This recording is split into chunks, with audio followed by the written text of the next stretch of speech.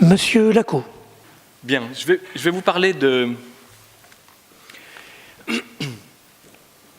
d'un certain handicap et de l'association que je dirige depuis 14 ans, sa manière de naviguer pour faire bouger les lignes. Vous m'entendez? Oui, c'est bon.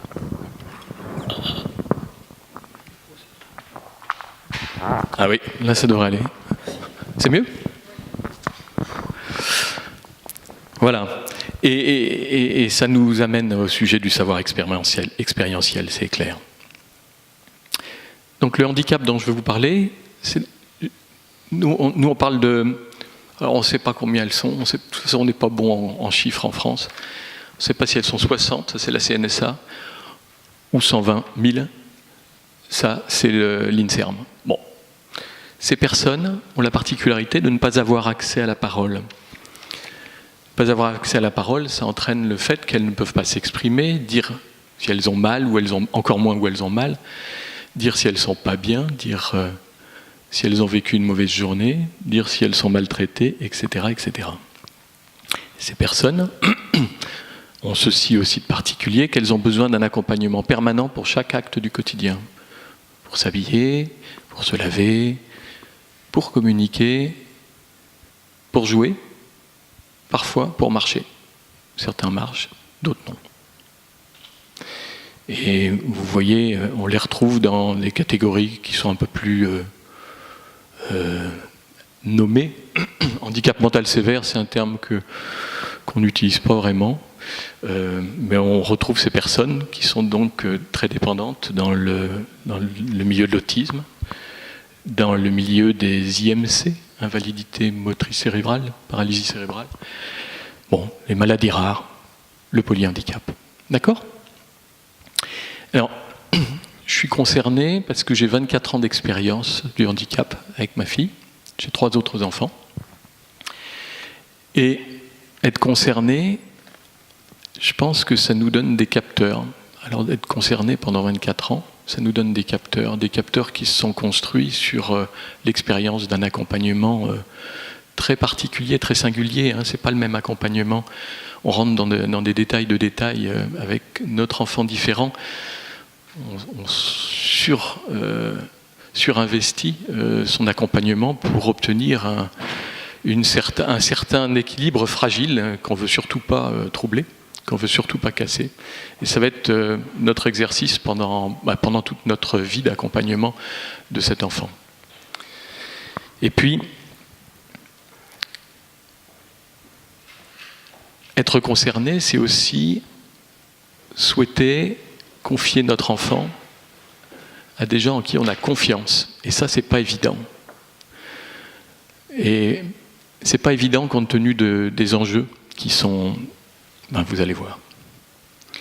En 98, c'est un bail, j'étais au bureau d'une association de maladies rares, l'association de ma fille. Et j'ai fait une enquête auprès de tous les adhérents. Nous étions 100. Constat, pas de mutualisation, ou très peu. 2 points importants, difficulté de collaboration entre parents et professionnels.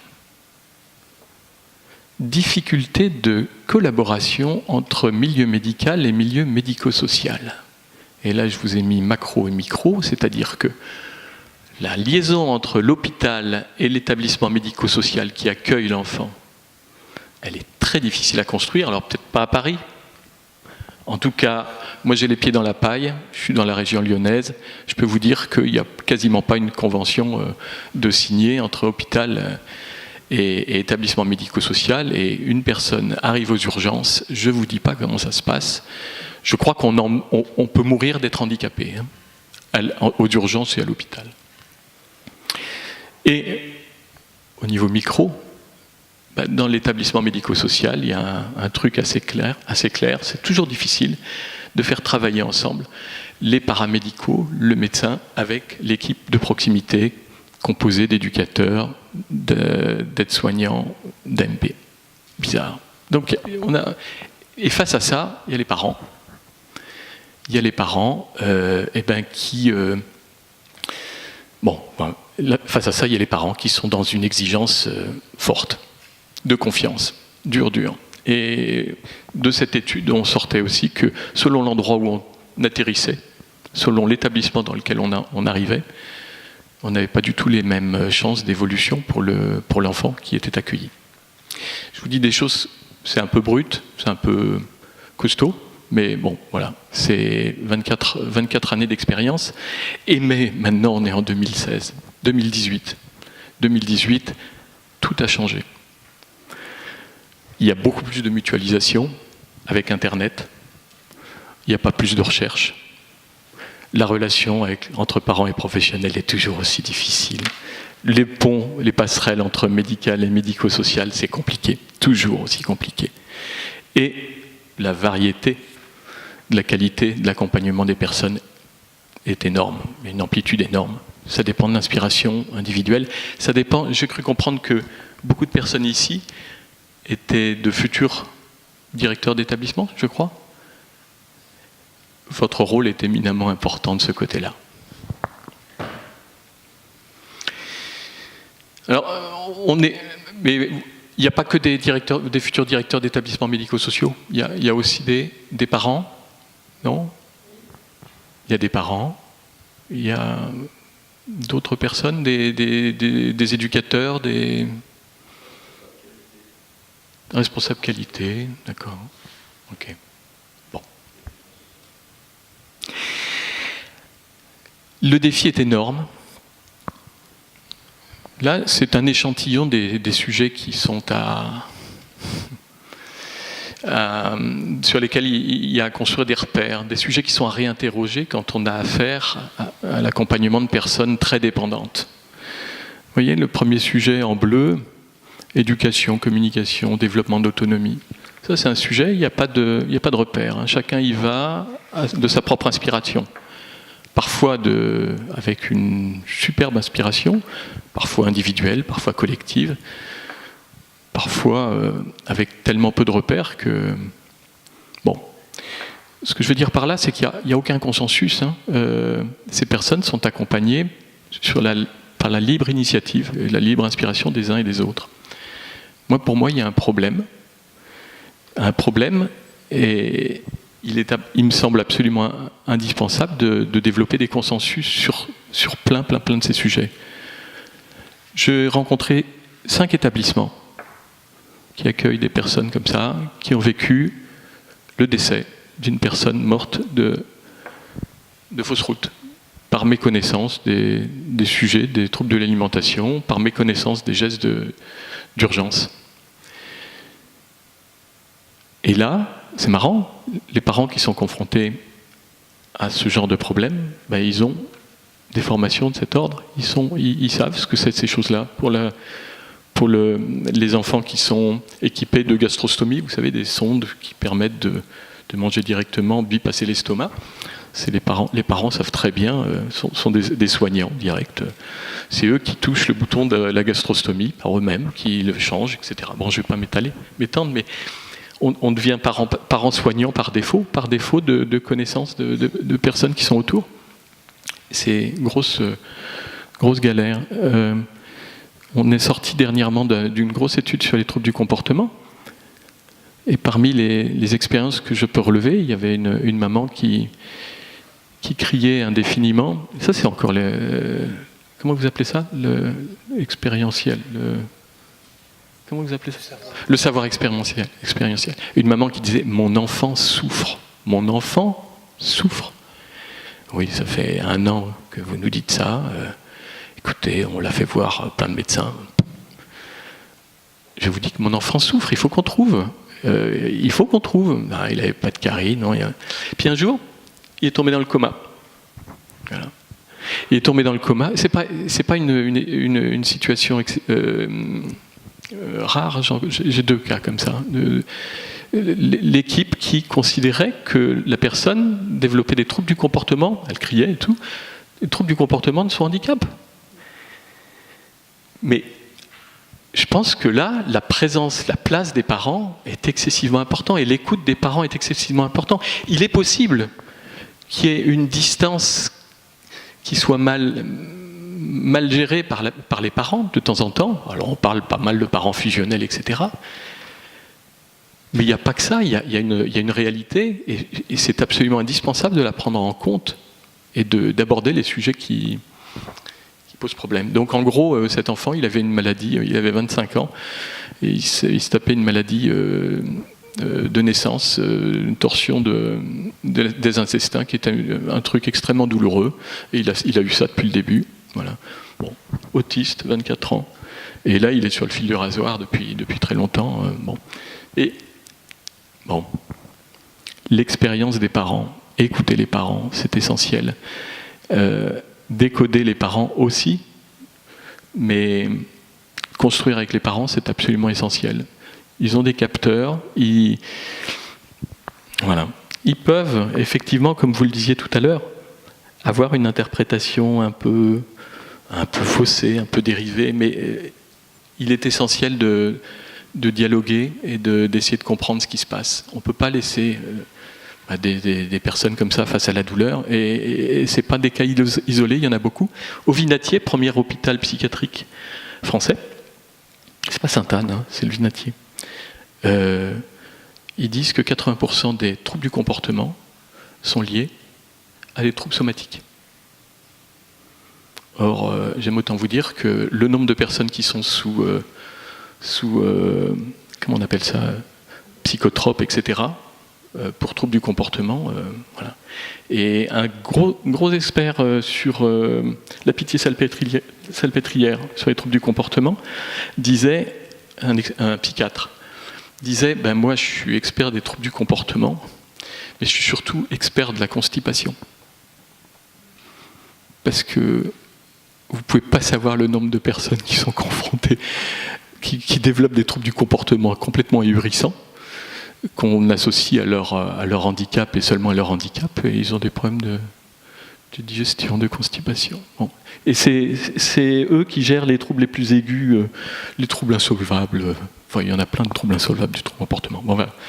Tout ça pour vous dire que la place du parent, la parole du parent est essentielle. Alors l'association que je la dirige depuis 14 ans, et c'est pas qu'une association de parents, c'est une association de parents et professionnels. Désolé pour le casting. Notre objectif, c'est de faire évoluer les pratiques, à la fois techniques et relationnelles. Donc pour améliorer la qualité de vie, le soin et l'accompagnement des personnes et leur développement, leur épanouissement, etc. Mais on n'a pas affaire à n'importe qui. Et je pense que de toute façon, réfléchir pour ces personnes, c'est réfléchir pour tous. J'en suis absolument convaincu, et tous les travaux qu'on mène, on s'aperçoit que, en réfléchissant pour les personnes les plus en difficulté, pour les cas les plus difficiles, on réfléchit pour tout le monde, pour l'amélioration du bien commun. Alors comment on s'y prend ? C'est le trajet que j'ai choisi pour vous expliquer ce que fait Résolution, voilà comment on s'y prend. Donc la personne, donc on n'est pas que dans le soin. Nous, la personne, on la situe en trois lieux grossièrement, hein. Famille, milieu médical quand elle y passe épisodiquement, quand elle y passe souvent, ça dépend de son état de santé, et puis l'établissement médico-social. Nous, notre boulot, il est toujours d'inventorier par enquête les besoins, difficultés, attentes de chacun de ces univers par rapport au sujet qu'on traite, par rapport à la douleur, par rapport à l'épilepsie, par rapport au trouble du comportement, etc.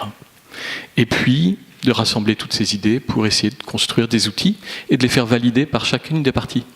Parce qu'en fait, chacune des parties va avoir des objections à l'utilisation d'outils, va avoir des obstacles. En fait, il faut que tout le monde puisse les utiliser facilement. Voilà. C'est théorique ce que je vous dis, mais je vais vous rentrer dans le concret. Sur les troubles du sommeil, pour vous expliquer notre parcours de notre démarche.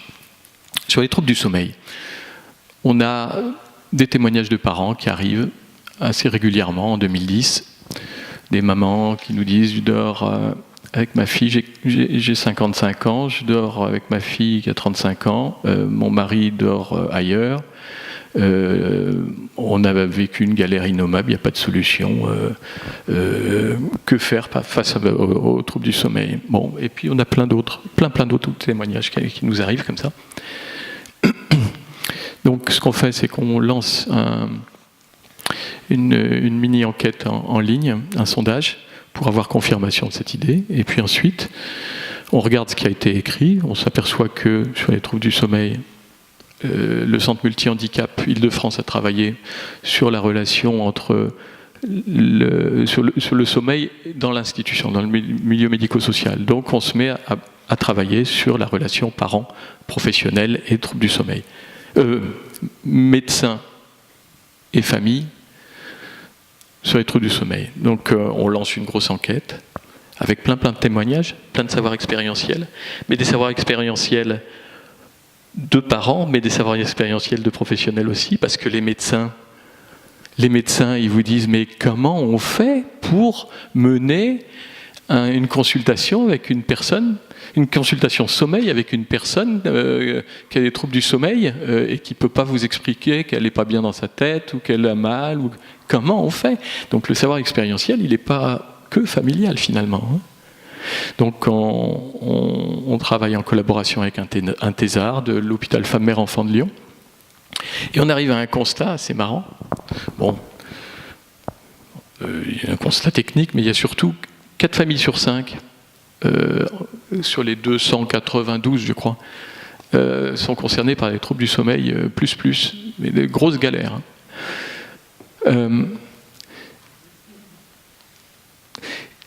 Alors le médecin spécialiste du sommeil avec qui on bossait, il nous dit mais pourquoi ils ne sont pas venus me voir? On lui a dit ils sont venus vous voir, ou bien un de vos collègues, il n'y a pas de solution, alors comment on fait? Voilà. D'autre part, on s'est aperçu que la mélatonine pouvait de temps en temps, et on ne savait pas trop pourquoi, pas trop comment intervenir pour stabiliser les problèmes de sommeil. Et là, un médecin spécialiste de ce sujet nous dit ça fait 3 ans pour cette personne que j'utilise la mélatonine, elle dort pas, j'ai arrêté, elle dort beaucoup mieux. Donc en gros, on est en brasse coulée. Voilà. Et les médecins cherchent un outil d'aide au diagnostic, comme je vous l'ai écrit, et à mieux connaître la mélatonine. Bon, voilà. Donc en gros, ça nous a amené à rédiger un bouquin, un livre en collectif, avec des gens d'un peu partout si possible, et pas que de Lyon, parce que si on en fait un objet lyonno-lyonnais, il risque pas d'être diffusé. Et donc, un livre qui circule quand même pas mal, un ouvrage en ligne plus complet avec des tas d'outils sur comment isoler sa chambre, sur plein de choses, qui est en ligne et qui est pas mal téléchargé. Et puis, la pub de tout ça, de ce savoir finalement expérientiel et expert, c'est la convergence des deux, elle est faite par tous les gens qui ont participé à nos enquêtes, à nos études, et ça se diffuse assez bien. Tout ça pour vous parler d'un mécanisme de diffusion du savoir. Voilà. Donc on a été amené aussi à faire un outil d'aide au diagnostic qui est reconnu au niveau européen, et puis un travail sur la mélatonine. Et tout, bon, voilà. Et on a travaillé aussi sur l'épilepsie de cette manière, sur des examens très délicats, le EEG notamment, qui fait très peur à tout le monde, mais dont on a tiré un film, les troubles de l'alimentation, troubles du comportement, comme je vous le disais tout à l'heure, la douleur. On a réalisé des films d'expérience de parents, de professionnels, toujours la conjugaison des deux. La conjugaison des deux qui peut s'opposer, mais qui se complète aussi, qui donne du relief justement et qui montre bien que c'est pas si simple. Voilà. Sur le management dans les établissements médico-sociaux. Et là, nos 2 gros sujets, là, c'est le parcours chirurgical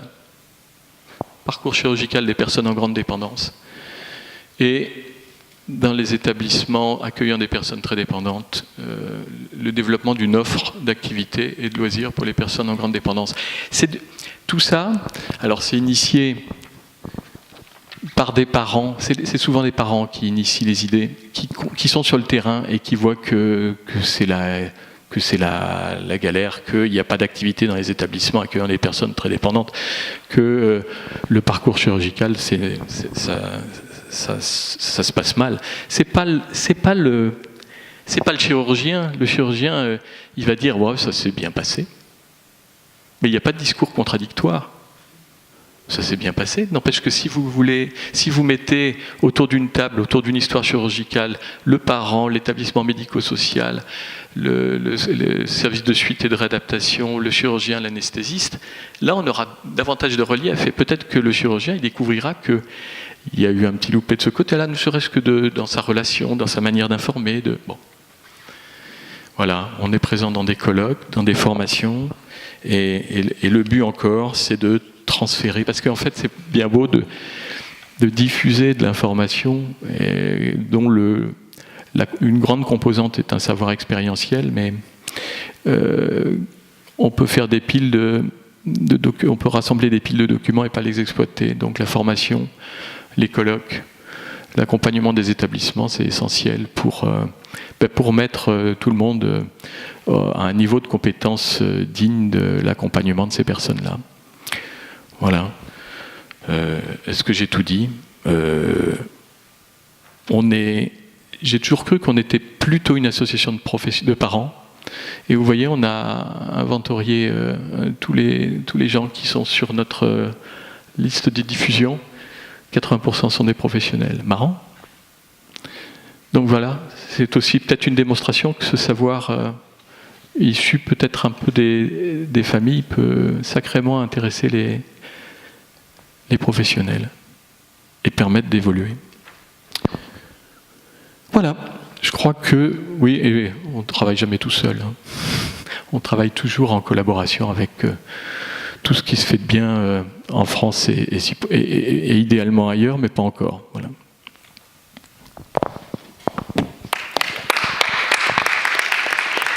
Monsieur Lacaux, pour ce témoignage également émouvant, qui fait bien écho à celui de Madame Jourdi, avec des mots-clés.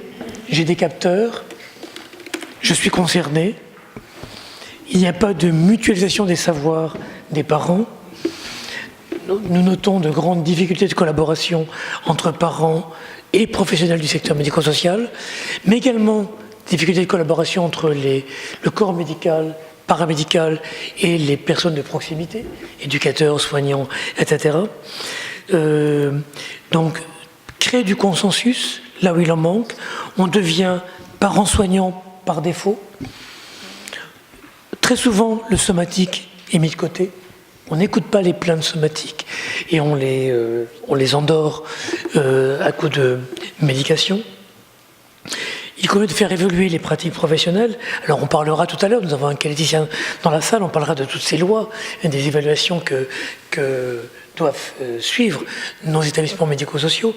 Mais pour autant, vous dites faire évoluer les pratiques pour aller vers une qualité de vie. Bien replacer la personne au centre du dispositif.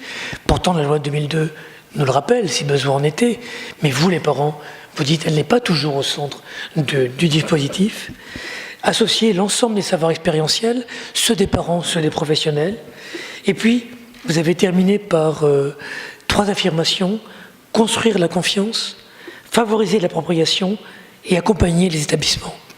Merci Monsieur Lacaux pour ce témoignage de parents et qui touche le directeur que je suis, puisque j'entends souvent ce discours-là et que le savoir n'appartient pas effectivement qu'aux professionnels.